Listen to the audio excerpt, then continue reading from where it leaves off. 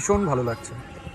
ছেলে মেয়েদের এই সময়টা নিজের শরীর চর্চার জন্য বিভিন্ন ধরনের খেলায় নিজেদের নিয়োজিত করেছে। এটা সত্যি ভীষণ ভালো একটা বিষয়। সব ধরনের বয়সের সব ক্লাসের ছেলেমেয়েরা গতানুগতিক নিয়মকে ভেঙে দিয়ে তারা সেই জিনিসগুলোই করছে যেগুলো প্রত্যেকটা বাচ্চাকে এই বয়সে করতে হয়, একটু হলেও খেলাধুলা। আজকের দিনে আমরা যারা গার্জেন তারা মনে করি যে তাই ভালো না পড়তে, গুড। ভিডিওটা করবো, তোরা যে এই বয়সে খেলছিস মোবাইল ছেড়ে দিয়ে, এটা না খুব ভালো জিনিস, জানিস তো? কতদিন থেকে খেলছিস তোরা? 3 বছর। রোজ দিন আসিস এখানে খেলতে? যখন ছিল আমার 7 বছর তখন দিয়ে আসি।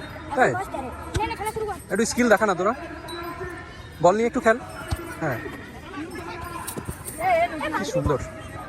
আমি যেটা বলছিলাম যে আমরা গার্জেনরা বড্ড বেশি নম্বরের পিছনে ছুটে চলেছি, যার দরুন ছেলে মেয়েদের এই যে খেলার বিষয়টা সেটাকে টোটালি এক পেশে করে দিয়েছি।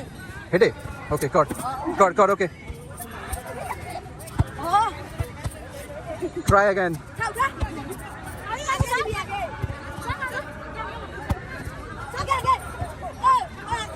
তাই ভাবলাম যে অন্তত ভিডিও করে দেখানো যাক যে কিছু ব্যতিক্রমী জিনিস রয়েছে এবং সেটা ময়নাগুড়ির মতো জায়গাতে ভীষণই কালচারালি এনরিচড। ধীরে ধীরে এই বিষয়গুলো না আমাদের লাইফস্টাইল থেকে আমরা সকল নেক্সট জেনারেশন যারা গার্জিয়ান তারা তুলে ফেলছি। ঠিক এক্স্যাক্ট এই সময়, হ্যাঁ মোবাইলে দেখবো তো। ওকে ওকে ওকে, তোকে দেখাবো আমি। এক্স্যাক্ট এই সময়গুলোতেই আমরা কি করছি, ছেলে মেয়েদের টিউশন বেঁধে দিচ্ছি। শিখছে তো ঘোড়ার ডিম, কিন্তু সাথে সাথে শৈশবটাকেও হারিয়ে ফেলাচ্ছে। তাই ওরা ভীষণ excited, they are living their life buddy, look at their confidence.